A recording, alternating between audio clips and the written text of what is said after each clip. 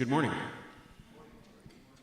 Good to see all of you. I'm Reverend Greg Dorst, and I am honored to be here. Honored to be here with all of you. It's an amazing day to be with amazing people in an amazing space. So I love it when the song Amazing Grace breaks out. I really do. I just get this feel. I don't know how you feel when Amazing Grace is sung or played, but I have a little story behind it. I've felt this way for quite some time. Back in about 2000, there was a retreat that I went to every single year in January. And that retreat was attended by men who were in recovery or are in recovery. And one man in particular there every single January played the trumpet and had lost his son sometime in the late 80s to a tragic accident. And in honor of him, during his time at the retreat center, same time every year, he would pull his trumpet out and go out on the point of the retreat and play it over the neighborhood in Malibu. And it was something that we all really looked forward to, and we weren't the only ones, the attendees at the retreat.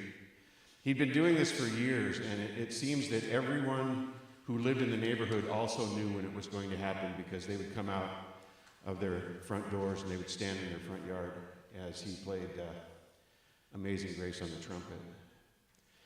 And so I hope that you have now memories of a connection of sorts around this song. These are interesting times, to say the very least. These are difficult times. These are times of connection.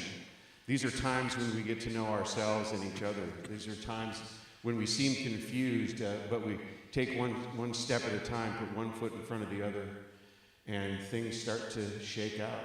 We begin to understand what's unfolding in front of us and around us. So know that you are connected right here. Know that you're connected. And this is a space where I know I can feel it, and I believe you do too. So I want to welcome the live stream people who are here. If you're new, fantastic. I know that we have some people who aren't here today, and I know they're probably on live stream. We have Carol Wyke, who had a little event, and she's in rehab, and she's at home now, I think, from her rehabilitation. It included a fall, and she's probably on with her son, Mike. That's fantastic. We love to know that you're there, Carol. We have a ton of other people who probably are listening or will listen today, and we'll get a list from Jackie at the end as to who is on this live stream. So we welcome you.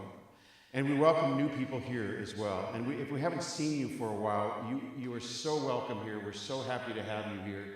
We're so pleased to connect with you around whatever it is you wish to connect with. I'm a firm believer that connection is healing, and we're really good at offering that here. We're really good at vulnerability. We're really good at allowing people in. And so, this is a standing ovation for me, for all of you. So here we go. Yep.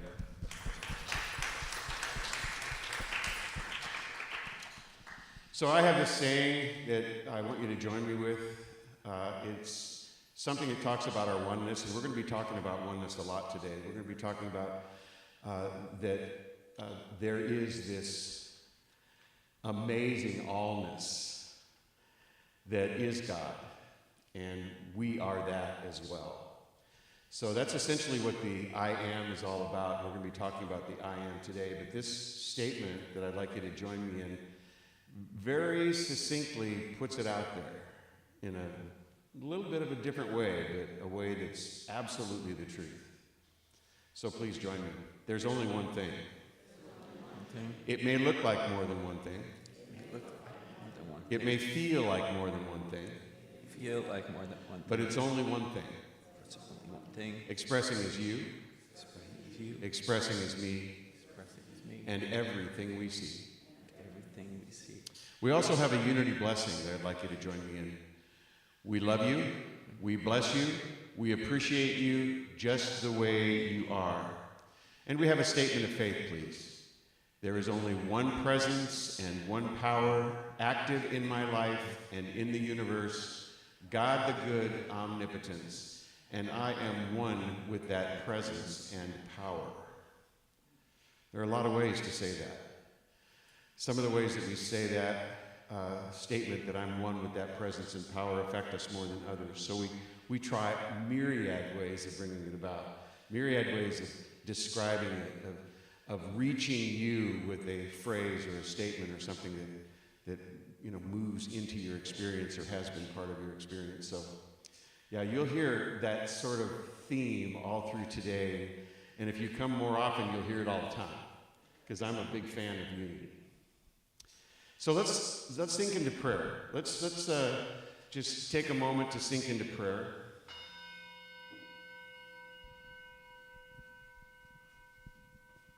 Take a deep breath and release it.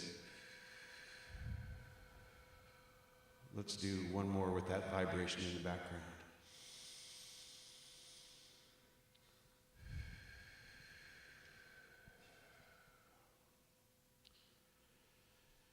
And know with me that God, Spirit, creative resource,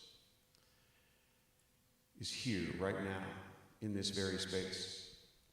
In, around, and through each of us. In, around, and through Unity of Pasadena. Expressing as you and expressing as me. Expressing as our feelings in the moment. Expressing as our thoughts and our beliefs. Expressing as our actions as we move through the day. God present. Expressing as our love for one another. And so the presence of God is often known as love. We talk about it all the time. Just feel the love within you for life itself. For those that you have a connection with through family or friends or the beauty of nature, feel that love right now. Just draw it near to you. For that is the presence of God. We allow it. And we're in the right place for it, right here at Unity of Pasadena. This is a sacred space. This sanctuary is a sacred place to be. We're so grateful for the opportunity to be able to meet together, to be able to sing songs together and listen to an amazing duo of musicians which bring the love and light to us as they sing and play. We're so thankful for our board of trustees that makes all of this possible, that brings the love with everything they do for each and every one of us. We're so thankful for our prayer chaplains that hold the light for us as we move through each and every day, and especially today. We're so thankful for the volunteers that do our PowerPoint and do our sound and handle our live streaming and greet us and act as ushers and usher us and all of the things that we need in order to have an experience of love right here, right now. And so it's with all this gratitude that I have for all of these things, for all the unfolding that's taking place right now, for all of this that I have laid into the law of mind, knowing that it is already done in the mind of God. I want you to please join me in saying, and so it is, amen. Thank you. All right, you guys. So you know that this is time for the 3-minute question. And we got a 3-minute question. We got a bunch of them, in fact. There are a bunch of questions in this little basket, which is kind of like an ark. It kind of looks like it should have some religious significance, doesn't it? I mean, it looks old, shaped like some kind of boat. And in it are some questions that have been written down. And it is my tradition now to pick one out and to try and answer it. And I get 3 minutes to do that. So sometimes it doesn't take that long. You know, I just say, I really don't know. Yeah, I don't know. I don't say that. Yeah, good try. I haven't done it yet, though. Yeah, we'll see. And I love to know what it is that you want to know. I love to know what it is that, might thrill you, and the expectation of what it is I might do up here from the podium oftentimes is driven by some of the questions that you ask. So here we go. Let's pick one out.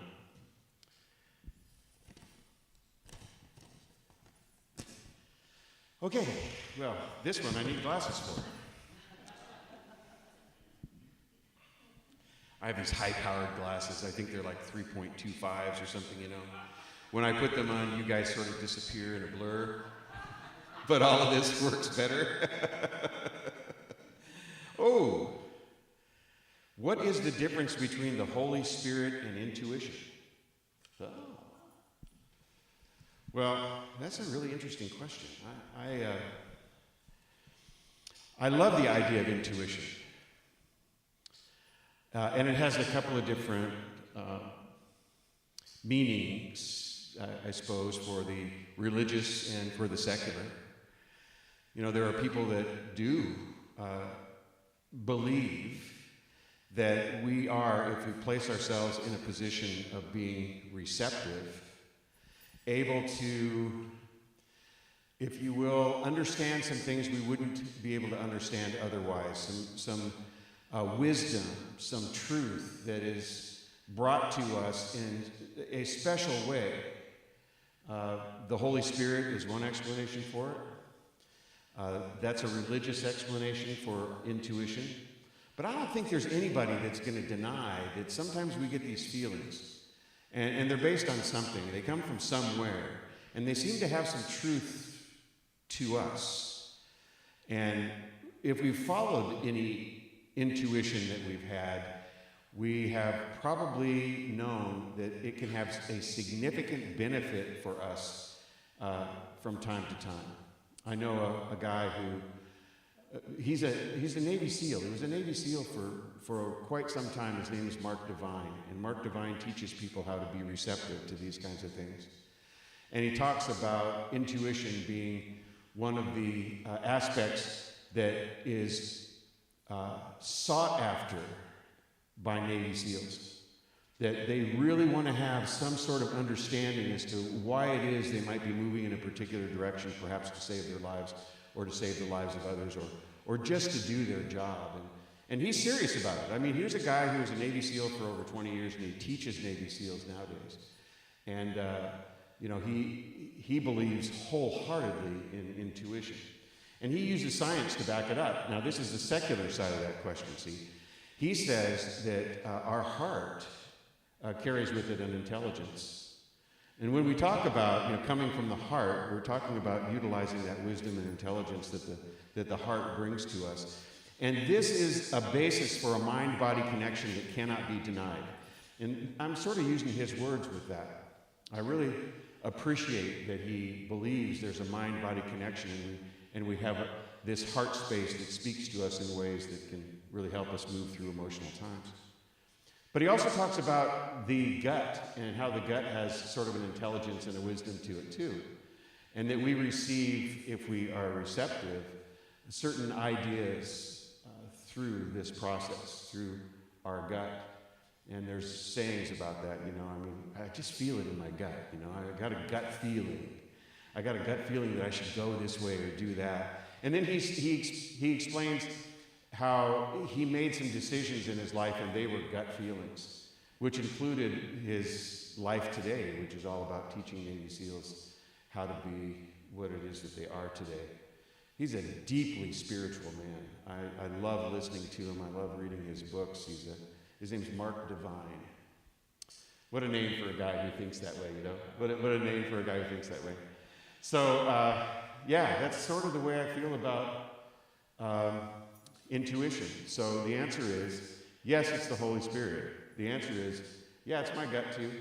Yeah, it's science. Yeah, it seems to be maybe my subjective thought patterns, my subconscious mind just kind of moving into that space where it's telling me, you know, based upon my experience, what it is I might do.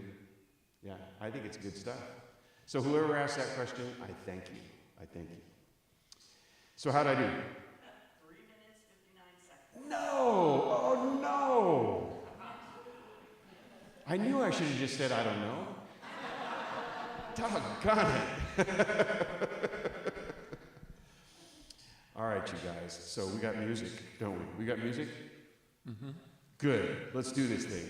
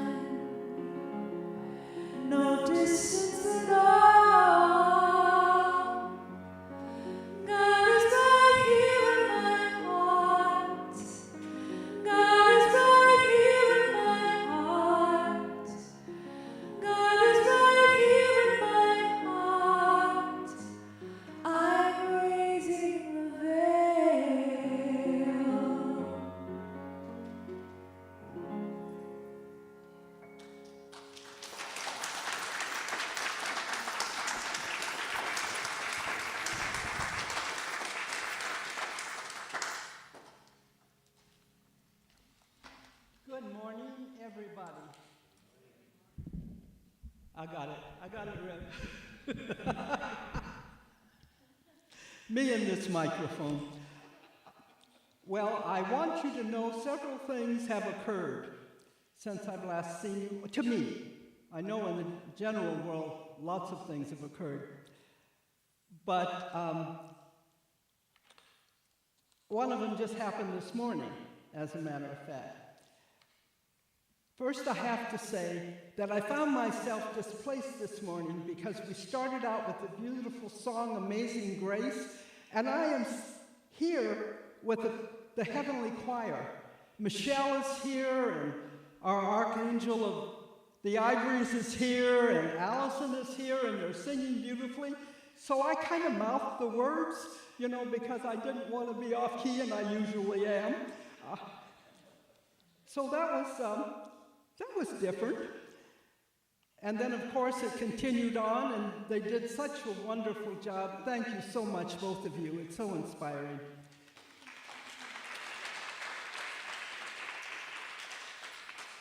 Now, you know that I always try to think of something that I'm going to tell you when I get up here, because you know how shy I am. And somebody gave me a belated birthday present, and it's called Angelic Affirmations. And it's an angel, and inscribed on it, it says, "Be the change you want to see." And it's got some crystals on it, so you know it's for me. And I thought, well, it's got a little message on the back, and I thought, I'm going to share that. And I thought, oh no, that's kind of mundane. I'm not going to do that. Then I got a call from my prayer chaplain, and he said something about being the change in the world. And I'm a great believer in omens. And I thought, well, no, I'm going to think about this. I really got to think about this some more. Then I get a letter, which I didn't open, but the label is got a quote from Norman Vincent Peale, and it says, "Change your thoughts and change your world."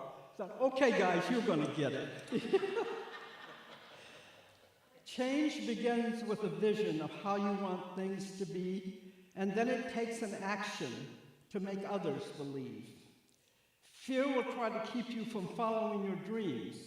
Others will try to tell you it just cannot be. But one truth is known, and this we all can see. Things will stay the same unless someone takes the lead. Well, thank you. And I have been fortunate enough to meet a number of those people who have inspired me throughout my years. My words and actions inspire others. Today, I reflect on the clear vision, powerful words, and courageous actions of leaders such as Reverend Dr. Martin Luther King Jr. I appreciate how one person's example can inspire so many others to move beyond thoughts of limitation and focus on the possibilities for good that are always present. Inspiration can be thought of as the breath of God. I, like all people, are made in the image and likeness of the divine. I give thanks for people I have known whose vibrant faith and love, even in the most challenging circumstances, have inspired me. Guided by my divine gifts of imagination and zeal, I join with those building a world where each person lives freely and with joy. Then the Lord God formed man from the dust of the ground and breathed into his nostrils the breath of life, and the man became a living being. Genesis chapter 2, verse 7. Thank you. I brought all kinds of stuff up. I got a handful of stuff.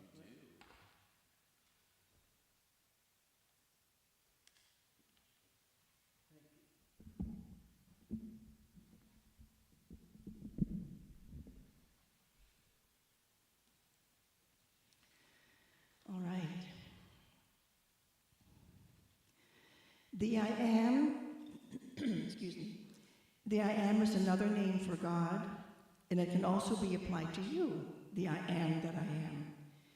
And because you are a magnificent expression of the divine, We are all magnificent expressions of the universe. We're unique and yet we're fully interconnected. So to prepare for meditation, I would like for you to get comfortable and sit back in your seats, wiggle around a bit. And you may close your eyes. And I would like for you to know that the seat you're in is your perfect spot. Your pew or chair is inviting you to sink in and is giving you permission to have a meaningful, deep meditation. So now let's take a cleansing breath in and out. And let's take another cleansing breath in and out. And drop your shoulders just a bit. Now, if you will imagine an open shelf sitting right next to you, a shelf unit, to the right or left, it doesn't matter. You can put any concerns, thoughts, worries on that shelf.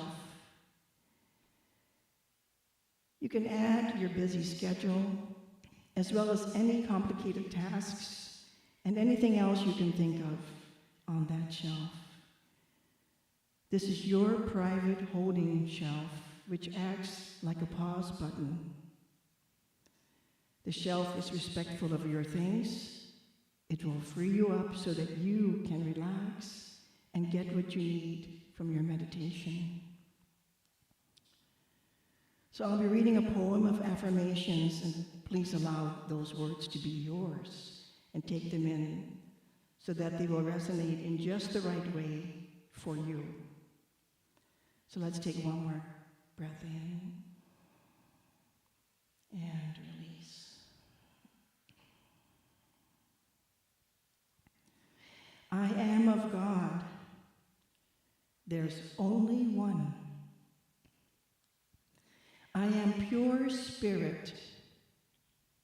My strife is gone. Excuse me. I soar into infinity with wings of light. And I do this effortlessly and so gently. Forever trusting, I let go of all fright. I now acknowledge my life's perfection. I have what I need.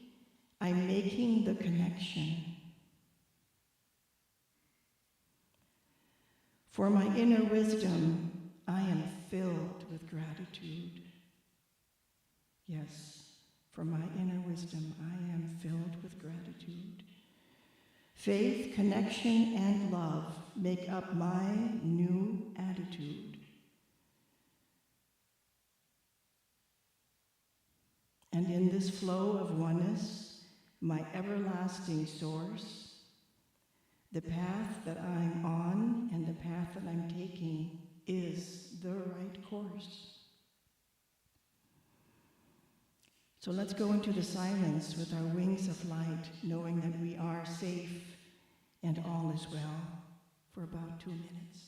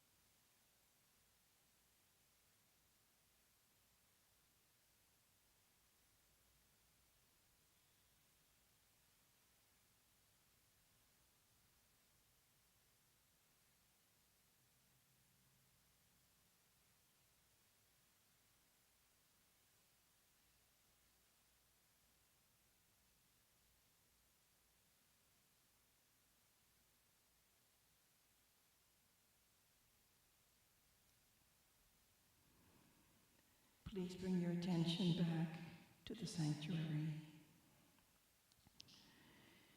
You can thank your shelf for holding your things and thoughts. It will always be there as a holding shelf so that you can take a break and reframe, restructure, and relax. So now let's say the prayer of St. Francis of Assisi. God, make me an instrument of your peace. Where there is hatred, let me sow love. Where there is injury, pardon. Where there is doubt, faith. Where there is despair, hope. Where there is darkness, light. Where there is sadness, joy. O divine presence, grant that I may not so much seek to be consoled as to console, to be understood as to understand, to be loved as to love. For it is in giving that we receive. It is in pardoning that we are pardoned, and it is through grace that we are given eternal life. And I have one more thing. I picked a Louise Hay card, and it says, I am at the center of peace. In peace, I live and move and experience life. Because I keep myself centered in inner peace, I have peace in my outer world. I am at the center of peace, and so it is. Amen.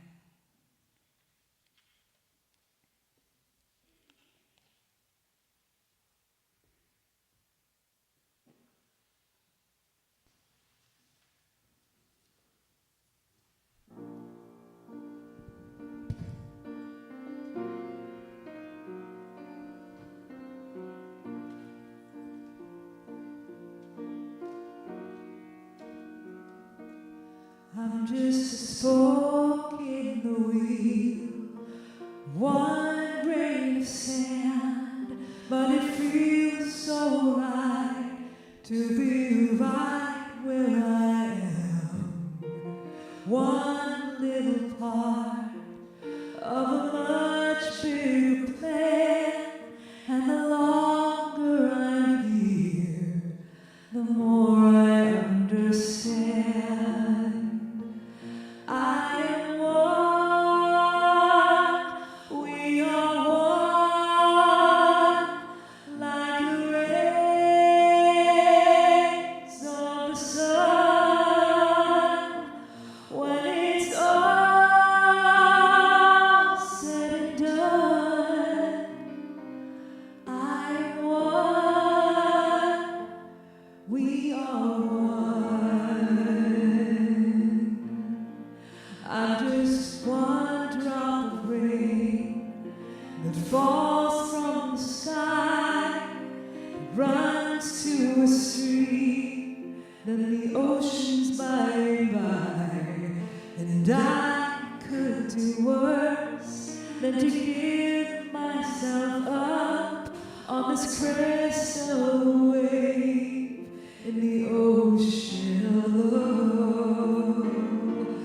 I am one, we are one, like the rays of the sun. When it's all said and done, I am one, we are one.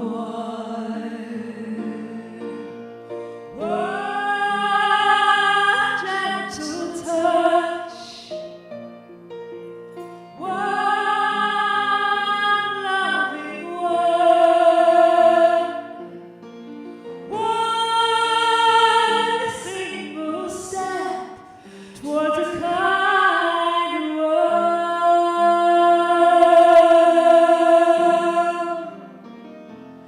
I am one, we are one, like the rays of the sun. When it's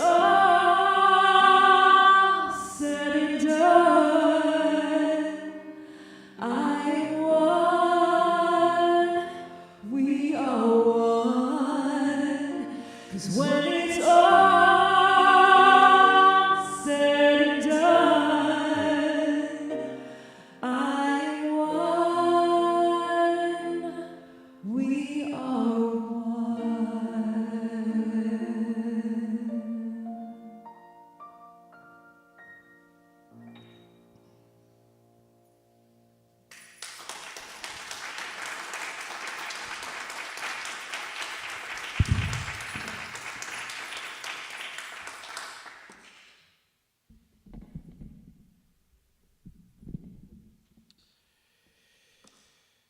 I think you guys probably feel the same way I do.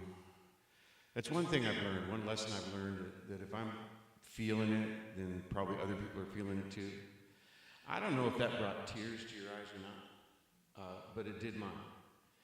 And the voice that is so angelic is yours, Allison. It is beautiful. And together you guys are amazing. And I just want to thank you again for that.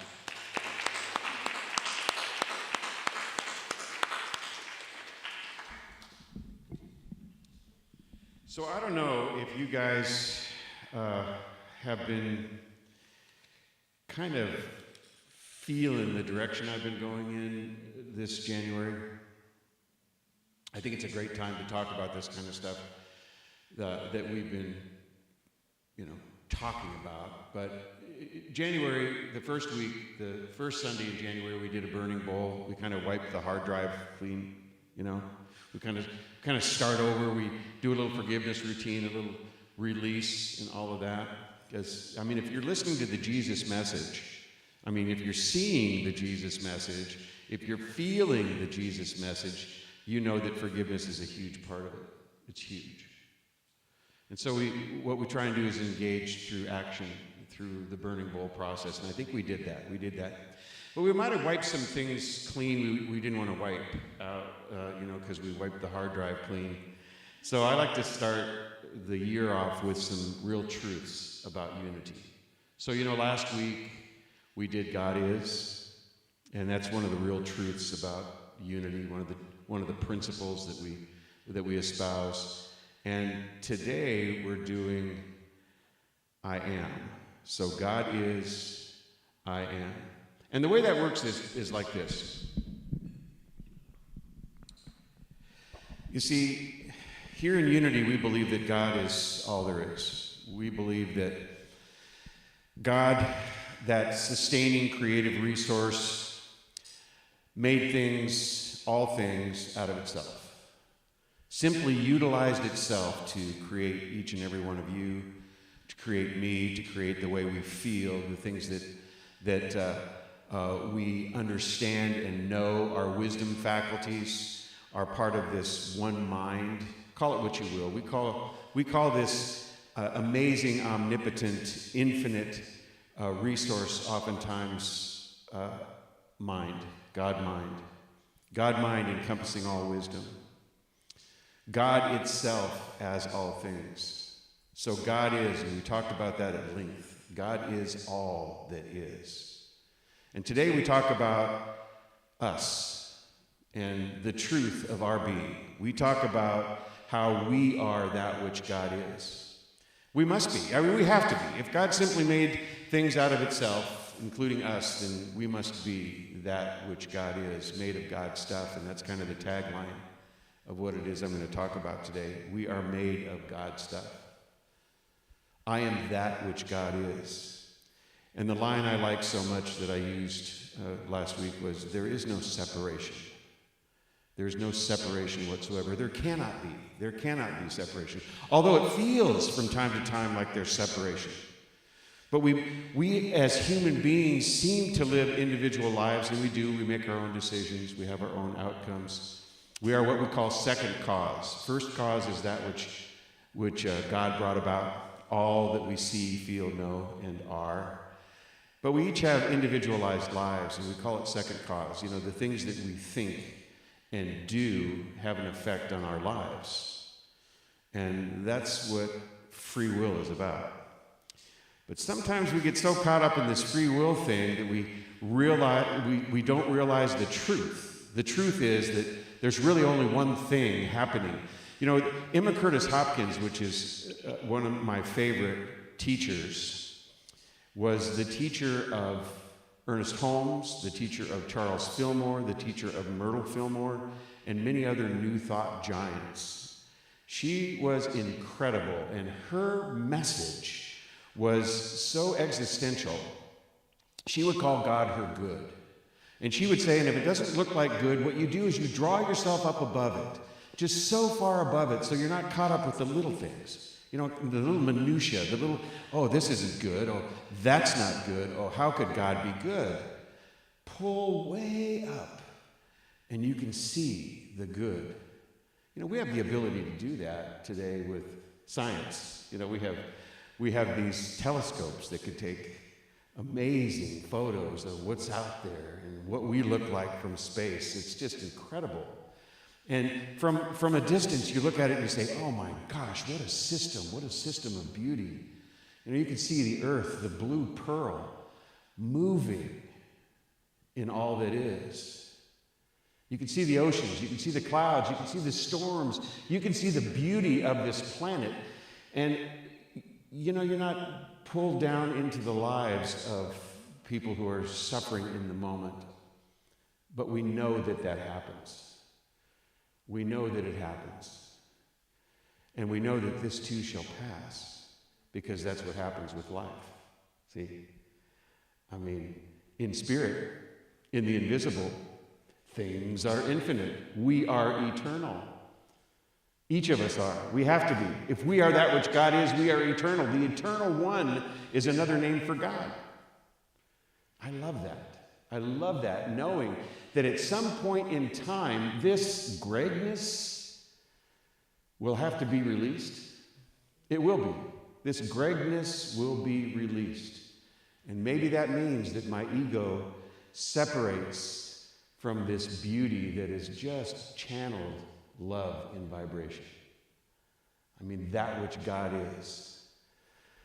You know, I think that God is awe. I love that word. God is awe. We don't know what that is. We don't know what it feels like yet. We can wait for it. Wait for it. But I believe that God and connection with God is awe. So the idea is that God is all there is and we are that. And the saying for that is God is all there is and I am that which God is. There is no separation. So I was looking through the Bible the other day. I spent a lot of time in the Bible. And I thought, wouldn't it be fun to just kind of pull out some I am statements that Jesus made, you know? And let's take a look at some of these statements that Jesus made and kind of figure out how they could be misinterpreted and how we interpret them, you know? Because the foundation that I just gave you is a unity foundation. It's a New Thought foundation. It makes absolute sense. And we utilize it to build upon what it is that Jesus may have meant when he said things like, I am the bread of life. That's John 6:35. So when he says, I am the bread of life, he is, in some people's view, talking about, I'm the only bread of life. I'm the only bread. I mean, if you do not feast of me, you shall be no more. But he didn't say that. He said, I am the bread of life. So in the book of Greg, I took a look at where I might be able to write this down, you see. And I said to myself, well, you know what? If I am that which God is and there's no separation, and God is sustainability, let's say that's what bread means. Let's just say that God is sustainability, which the word bread is utilized for. And there is no separation, then I am sustainability. And there is no separation. I am sustainability. Now you can see where that flows. I am that which God is, there is no separation. I am sustainability, because that's what God is, and there is no separation between that God that is sustainability and me. I mean, actually prove that sustainability theory every single day. You know, when I get up out of bed and I take a look at what's going on and I put my clothes on and I have something to eat and I enjoy the company of people that I love, or it happens wherever I am that I recognize I'm here on this magnificent blue pearl. And anything is possible. I am a creative resource. God is creative resource. Does it seem strange for me to say if God is the creative resource, the maker of all things, that if I am that which God is, then I can claim to be creative resource as well?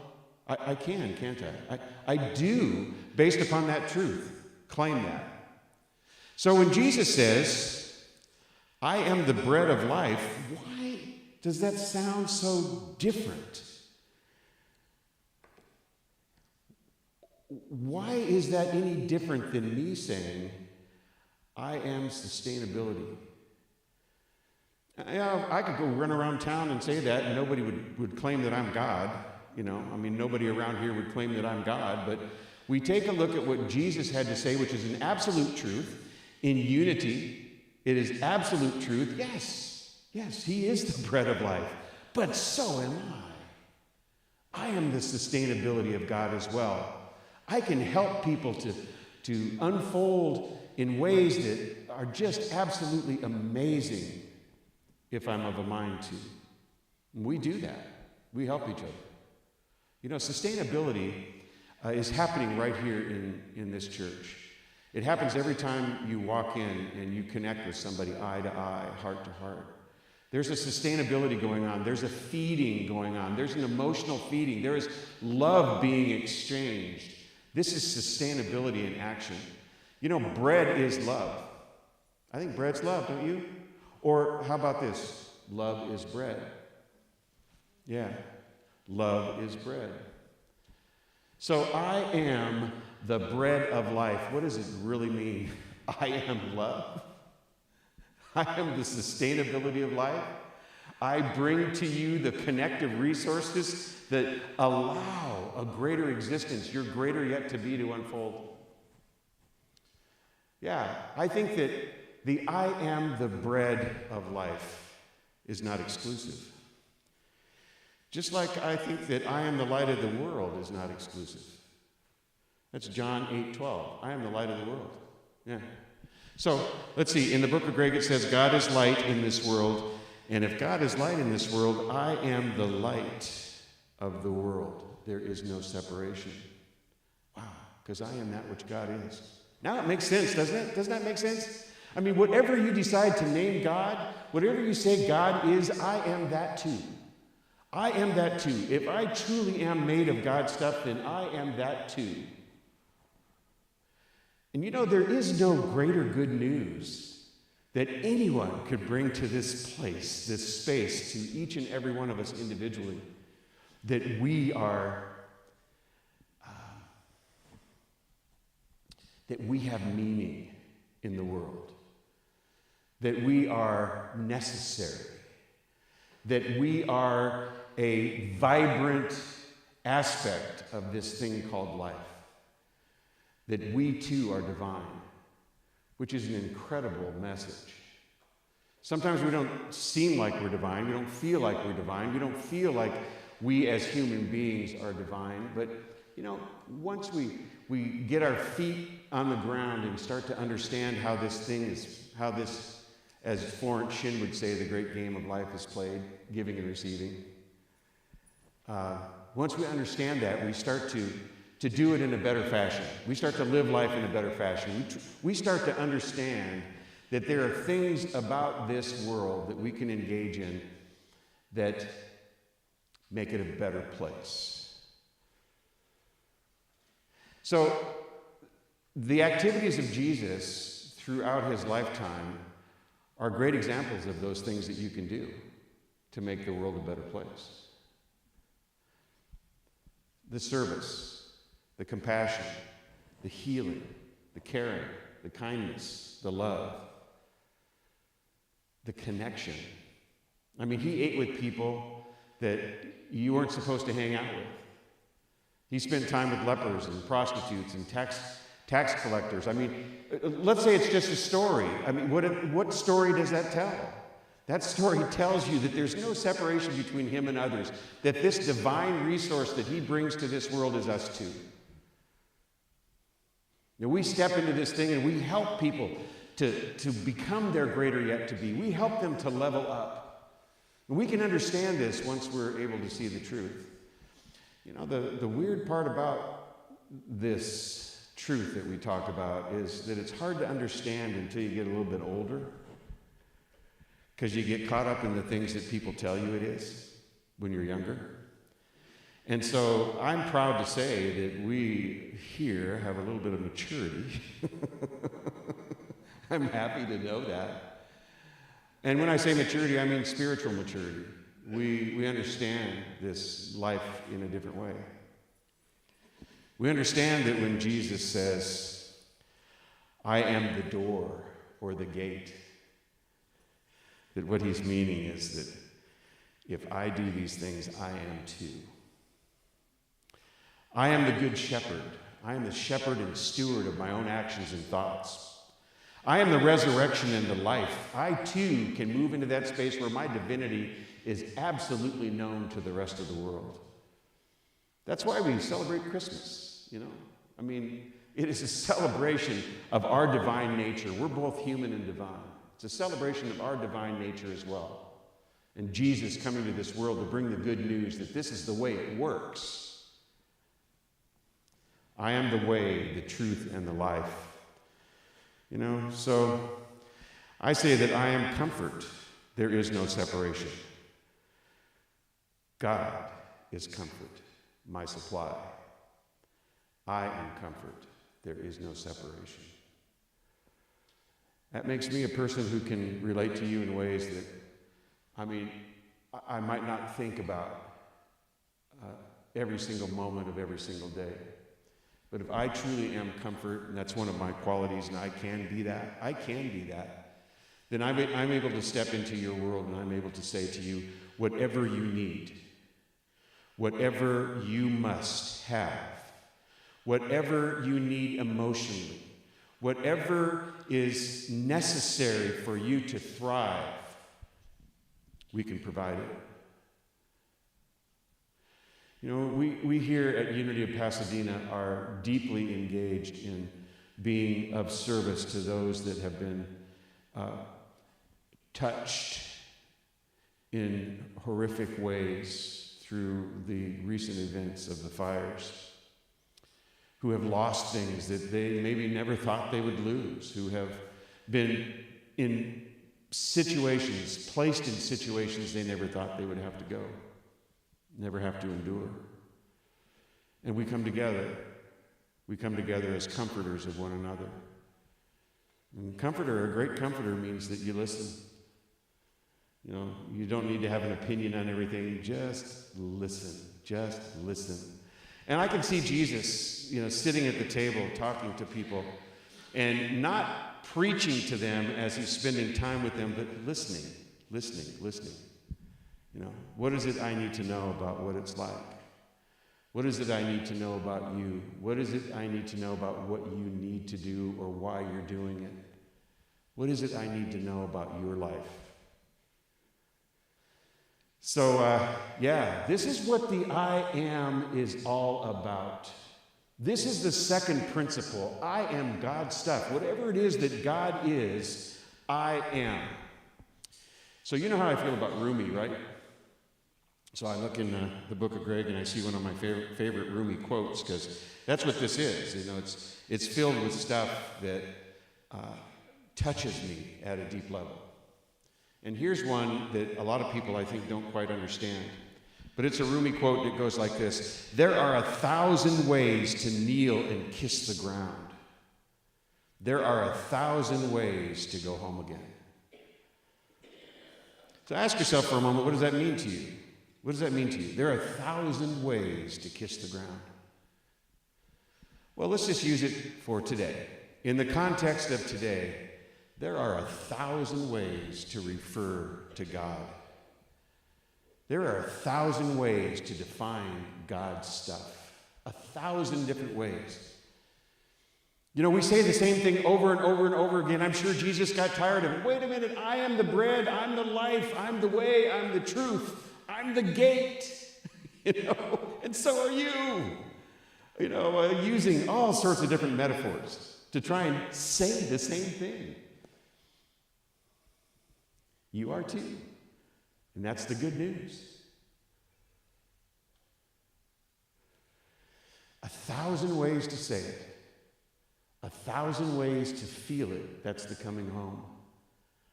1,000 ways to kneel and kiss the ground is saying there's an infinite number of ways to describe what this process of being that which God is all about. An infinite number of ways. Again and again and again we do it. 1,000 ways to kneel and kiss the ground. To honor God as you. To honor God as Unity of Pasadena. To honor God as the neighborhood, the community that supports. To honor God as the neighborhood and the community that builds back, that brings whatever's necessary to sustain life. The bread. You are the bread. You're the bread. Man, I love this stuff. I just love this stuff. And they're all talking about the same thing. Rumi's talking about the same thing that Jesus did. 1,000 different ways to say it. 1,000 different ways to give yourself to it. All right, so here's the deal. The God in me recognizes the God in you. The God as me recognizes the God as you. And this is a way that an entire group of people in an entire country say this thing. Namaste. Thank you so much. Yes.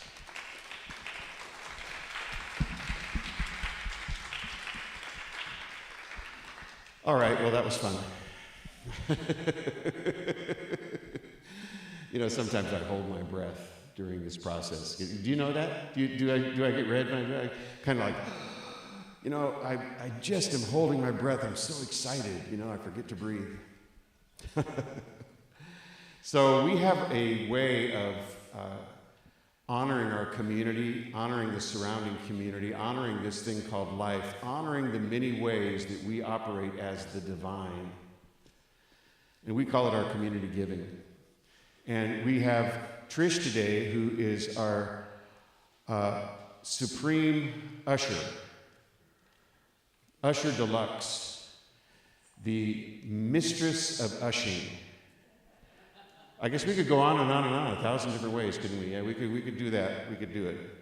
So she brings gifts as well. She brings a list of people who are on our live stream, and I'm going to let you know. Colleen, so good to see you. So good to know you're here. We feel you in our hearts.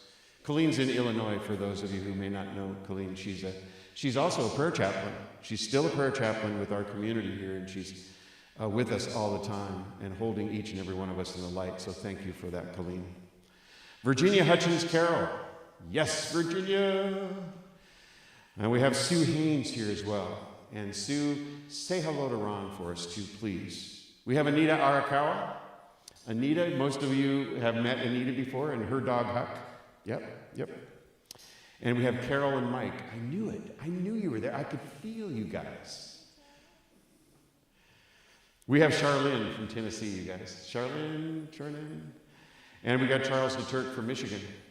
So I think they're freezing out there, though. Aren't they kind of cold? They're just a little bit chilly today. So, yes. All right. Well, that too shall pass. Yes. So thank you guys for being on live stream, and thank you for supporting each and every one of us here as we support you as well. So let's put that in the basket right there. Thank you. And we're going to do our community giving, which is our way of saying thank you for this amazing connection that allows us to help in ways we wouldn't be able to help if we didn't decide to connect together, heart to heart, mind to mind, love to love, peace to peace. Please place your gift over your heart and say with me, God is the source of my overflowing supply, and I am grateful.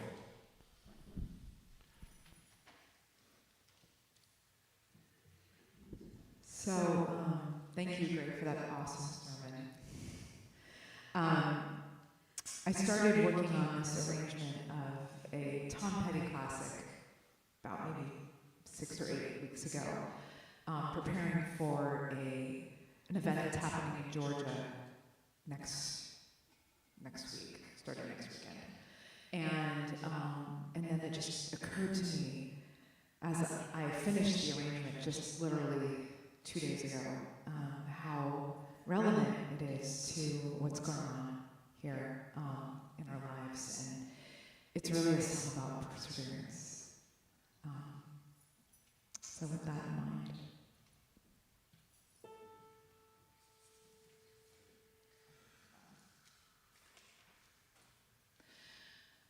Well, it started out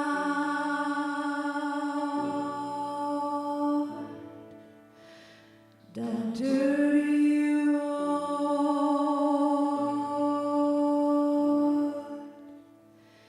It started out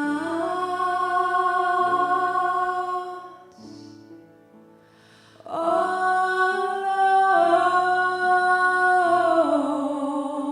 alone, and the sun went down as I crossed that hill, and the town lit up as the world got still.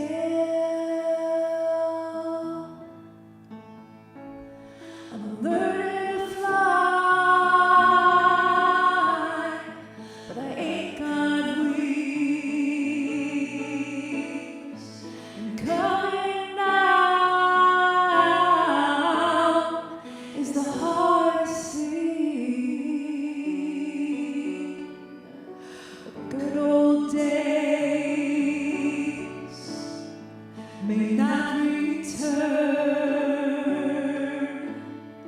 and the rocks might melt, and the sea might burn, but I'm learning to fly, but I ain't got wings. Coming down is the hardest thing.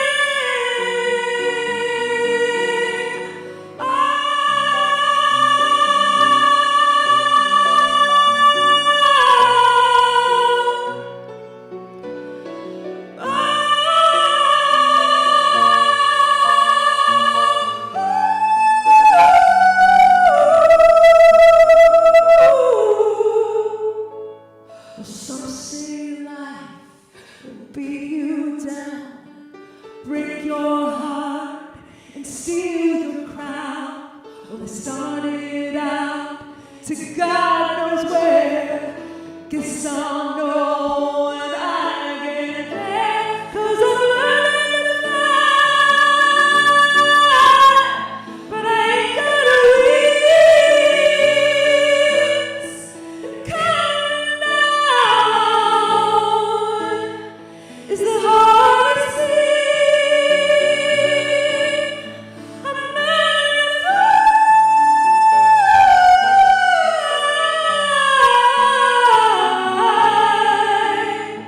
and coming down is the hardest thing.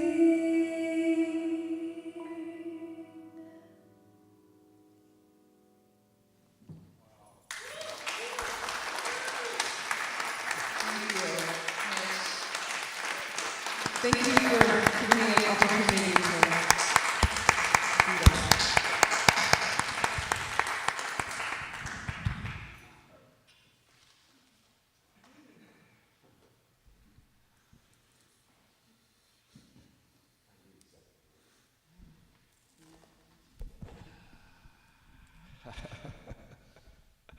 Whew. Well. Vulnerability. Oh my God. Thank you.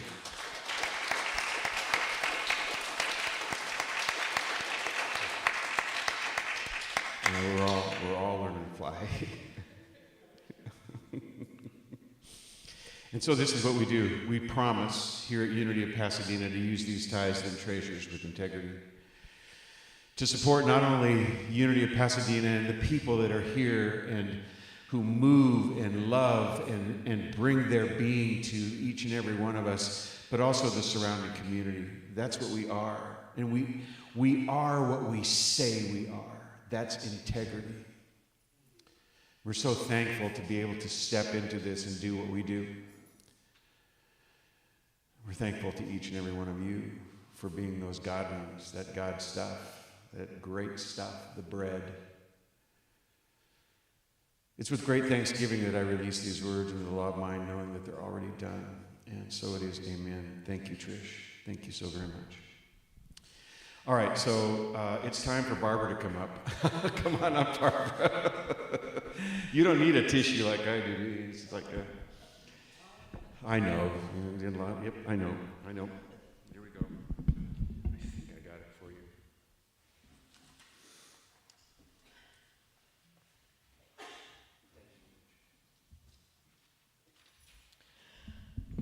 Okay, well, as you've experienced through the prayer, the music, the meditation, and the talk today, you've seen our vision, our mission, and our core values, but let's affirm them together right now, beginning with our vision. Envisioning a world powerfully transformed through the growing movement of shared spiritual awakening. And our mission, which puts feet onto that vision, is transforming lives by living and sharing our inner truth of divine wisdom, compassion, and love, using practical spiritual principles. And our core values are living life. Very good, thank you. Okay, today's the third Sunday of the month, and so our hospitality team is K through R, and next week will be S through Z. So come and enjoy. And during our hospitality time today, Carol Weike still recovering from her stroke, so we'll have a card that's going around for anybody who would like to sign it so we can send it to her, okay? And then immediately after hospitality will be the first meeting of the bereavement support group, and it'll be held in Reverend Greg's office, and I'm sure Jackie will round up everyone who has, said they were interested. Sounds like a wonderful opportunity. Okay, moving on through this month. It'll already be the last Sunday of the month next week. And we're going to have someone here both as musician and guest speaker who has been here before. If you were here, I think it was in October, Cesar Cardona. And he was a great musician, and he has a very interesting talk on social unification. Now, Reverend Greg's still going to be here. He'll do the platform, the prayers, the welcoming, and all that. But he gets to sit and enjoy listening to somebody else speak next Sunday. And then if that isn't enough transformation and elevation, then after next Sunday's service, Basha is back again with her sound bath and Reiki one-on-one. So if you haven't signed up yet, pardon? Okay, Jackie says there's 2 slots left. So see her and sign up for that so you don't miss your opportunity. And then the first Saturday of the next month, February, already upon us, Reverend Greg is going to do his Unity, A Way of Life class, which, as we've mentioned before, if you're interested in being a new member, it is definitely required. But if you're still curious or just want to catch up, hear it again. He'll be here from 10 to 1 on Saturday, February the 1st. with a lot of very good information and exchange. And it's also free, and the sign-up sheet is by the bulletin board out in the fellowship hall. However, love offerings will be accepted.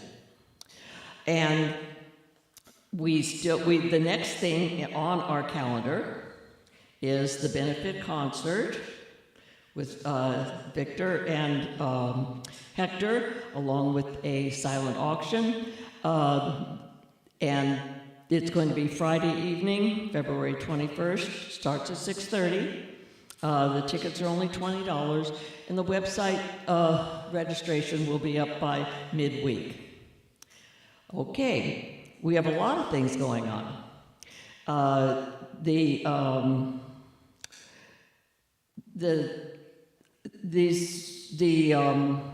class that Gay is putting together, which begins on Saturday, February 15th, is now there's a sign-up sheet out there for it, and website registration was just finished. So if you're interested in that class, sounds very exciting. As she described it, it's beginning astrology and chart interpretation, and it'll just familiarize you with the energies of the cosmos, planets, signs of the zodiac, houses in a chart, and it'll teach you how to begin interpreting individual placements in your own natal chart.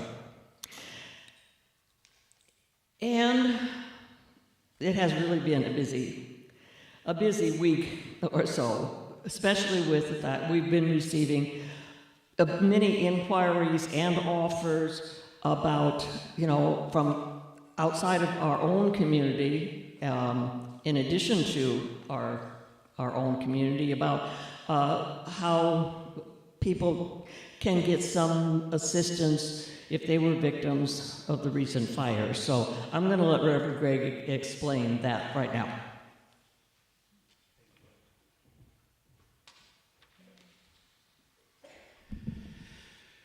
We are a congregation that is blessed with tremendous friends throughout Unity, tremendous friends throughout the country, people who recognize that we're in a space where we can not only be helped but help others. We can give back as well as be given to. This giving and receiving is happening as I speak.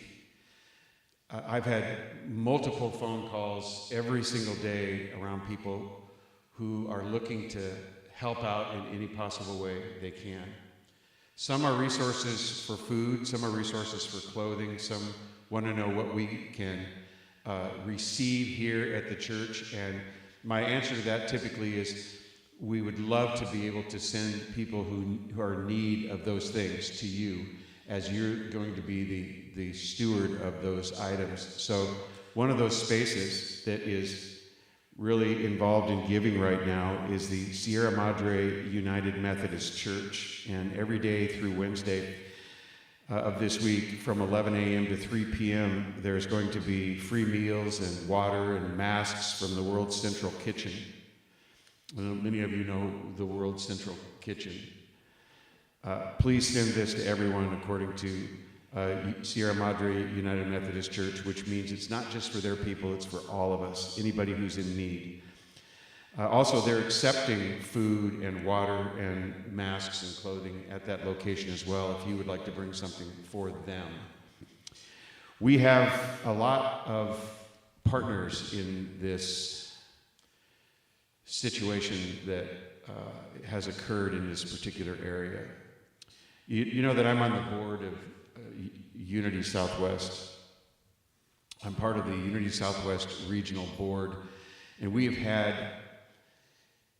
board members from various churches throughout the Southwest region, which include Arizona, Nevada, New Mexico, certainly California, Oregon, and we have Hawaii also in that region.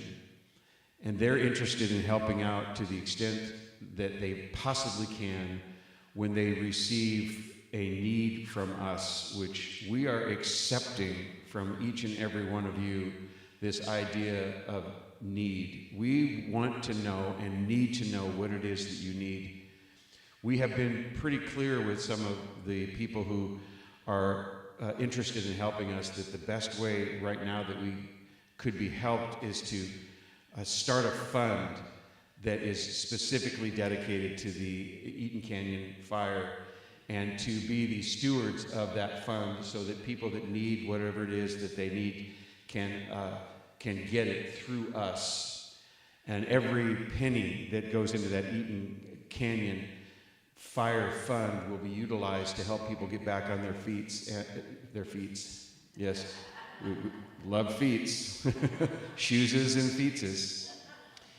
Yes, to get back on their feet and to ease the suffering and to make it known that there is a source and supply that is available to everyone.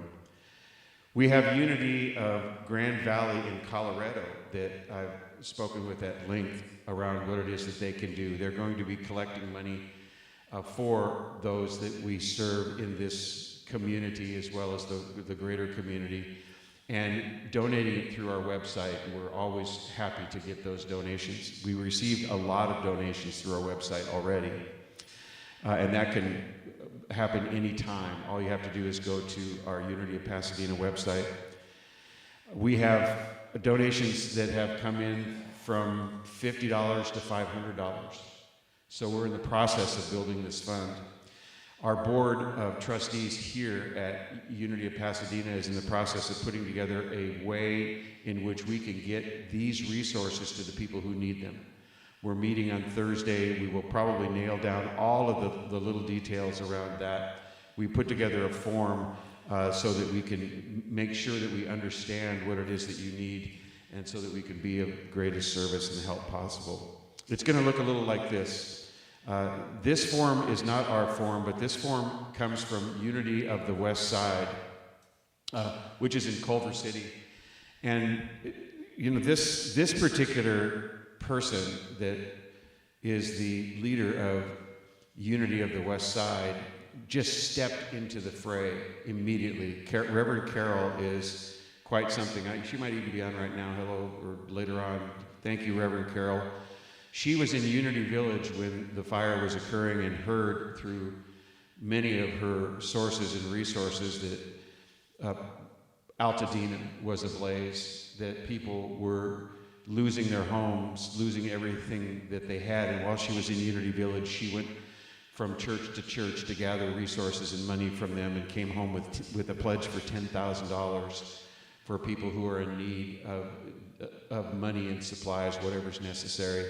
And so they have that fund available. This is their application for that. And if you are in need of anything, come to us. We'll start with that. Then we'll have our own application that will look very, very much like this. We also have Unity of Tucson, which has decided to just put together an amount of money. They're a large community, and send it to us. Just write one big check and send it to us for our fund, for our Eaton Canyon Fire Fund. This consciousness that is developing within our connectors and our friends is catchy. I always say consciousness is catchy. It's catchy. People are getting the idea that there's a way that they can help and stepping in to help. And so for all of you in this room who have been devastated by this fire, we're with you. We are with you. We are connecting and working hard to build a system for making it available to all those who need it. So we need to know what you need. This is a great way for us to know. So these forms will be available for you through us as early as Thursday. At our board meeting, we'll have it ready to roll. What do you think, Gay? Will that be probably possible? I see her nodding her head. Fantastic. So we are absolutely blessed. We also have renters that rent this space here at Unity of Pasadena often. And one of those is a group called UDV. And UDV has within it a number of lawyers. And I've been speaking to UDV, lawyer to lawyer, about what it is that they might be able to do to help us. And they're gathering money as well. But they are also going to be putting on legal seminars very, very soon, within the next few days, to talk about the things that you'll need to avoid in a crisis like this, the frauds that are occurring, the way to move forward for your own benefit, which steps to take, and what are the pitfalls. So they will be able to bring a lot of information that I think is really necessary information. As soon as I know when they've got the space to do it in, and I've offered this space, I'll let you know. We will let you know. So this is what he said to me. He said, there is a special feel when we walk in the door. There is a special feel when we sit down in the sanctuary that we don't feel any other place. Unity of Pasadena is a special place, and we know that it's because of the people. And so thank you for allowing us to utilize this special place. And they're thanking us in ways that are, I think, incredibly amazing. We're thankful for it. So this is what we've got so far, you guys. This is what's been unfolding, and as it continues to unfold, I'll let you know. And we'll continue to find ways to make it available to everybody who needs it. So thank you. Thanks for the time, Barbara. Yeah.